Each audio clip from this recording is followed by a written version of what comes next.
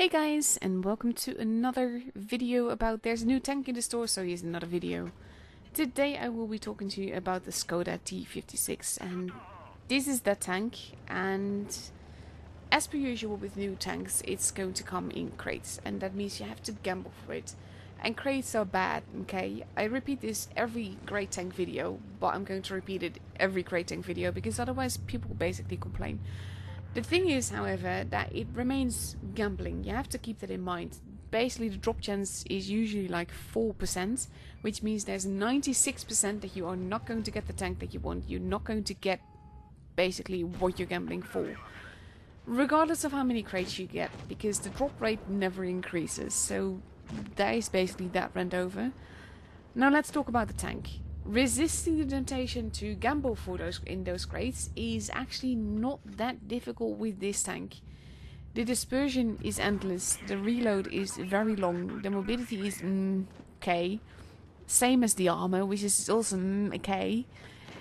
It lacks that oomph, and the reason that I'm complaining about that with this tank is the fact that it's an EU tank, and usually I really like those. They fit my playstyle. They are the kind of tanks that I like. And I can see the potential with this tank for that as well. Because it is an EU tank. It drives like an EU tank.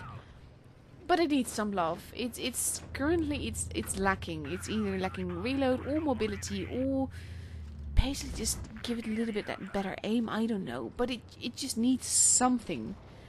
And it doesn't have that right now.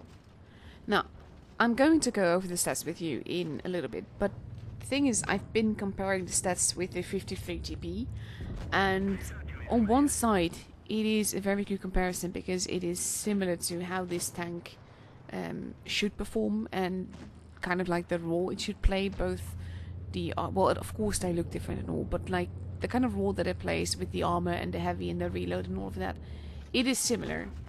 The only difference is that the 53 GP is better in almost every way, and that is saying something as well, because the 53 GP, while it is very strong and kind of needs a nerve in my opinion, is a tax-free tank. You can get that without gambling. You can get that just by grinding and just then buying it. And for this tank, with the way that it performs, you can't just get it. You need to gamble for it, and you need to gamble like horribly, and just you can get lucky, of course, but that's generally not how it works. So in my opinion, it's not worth it. I mean, I have the 53 TP, I can take that out anytime I want, and until this tank gets just like that extra little oomph, that extra little performance, this is not a tank that I would like. I do hope that it will get a little bit of love and that it will get a little bit of a buff so that it can perform better. And again, like this type of tank usually suits me. This one just makes me feel really disappointed. So to look at the stats, as per usual, I've removed provisions and equipment, so the tank is basically vanilla.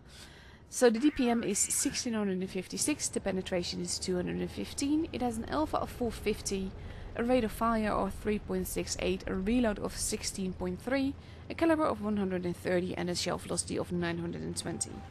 Now, just to see if I'm comparing it remotely to the right tank, I've also added in the IS-6, the Glacial, and the IS-5. And pretty much in almost all of these 7 options, the other 4 do better. And it's saying a lot as well. So we have an aim time for the Skoda T56 of 3.16 seconds, a dispersion of 0.412, and even there, it is better, the IS-6 and the IS-5, which is like Russian accuracy. They are still better at that. The dispersion while on the move or rotating and all of that is somewhat better than the others, that is true. But the gun depression is 8 degrees, the gun elevation is only 15 degrees, and the others perform better in that most as well.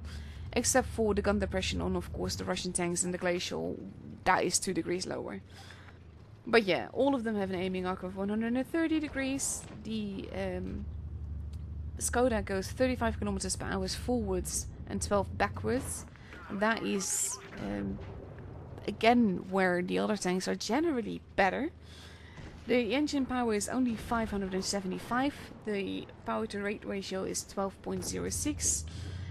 Basically the camera while standing still is 12%, while on the move it is 6%, while after shooting while standing still it is 3%, and while moving it is 1%. Now that's actually something where it actually just is either the same or slightly better than the 53TP, the IS-6, the Glacier, or the IS-5. The view range is 240, HP is 1800, the weight is 47.66 tons, and the turret armor in the front is 220, it's 100 on the sides and 70 at the rear, where the hull armor is 130 on the front, 70 on the sides and 60 in the rear. And that again is where most of the tanks in most of the options are better. And the reason that I'm mentioning it is I'm not going to go in all the different stats from all the different tanks, because then this video would take forever. But it's kind of like, why would you get this? Why would you gamble for this? Yeah, of course, to collect, because that's mainly the reason that I want it as well. And because I have the hope that Wargaming will give it some love, and then it will actually be worth having, driving, I don't know. Because like I said, the potential is there. The armor profile is something that I like, the way that it moves and everything. It can use a little bit more mobility, but it's kind of like, where do you want to balance it? Either you can make it more mobile, or you can make it the gun better, or you can make the armor better, but it needs something. And I'm surprised that Wargaming is actually letting this tank enter the store in crate for the first time, as it is right now, when it compares so poorly to the rest. I will want it because it's an EU tank, not because it's actually good. So please keep that in mind. Like, of course, as per every tank, there will be players that have fantastic battles in it. There will be potatoes that will allow you to have those fantastic battles. That is with all the tanks. And as I said, it's not horrible. It's just not great. And the reason that I keep repeating that is because I'm basically ripping on this tank. But I'm mainly wanting to make you aware that there are Tech 3 tanks and a lot cheaper premium tanks that you do not need to gamble for, that in the current state will perform better than this tank. So I do hope that Wargaming will give it some love at some point, and then I might actually try for it. That's it for this review though, that's it for this video. Hope you guys enjoyed it, and I'll be seeing you guys the next time again. Bye bye!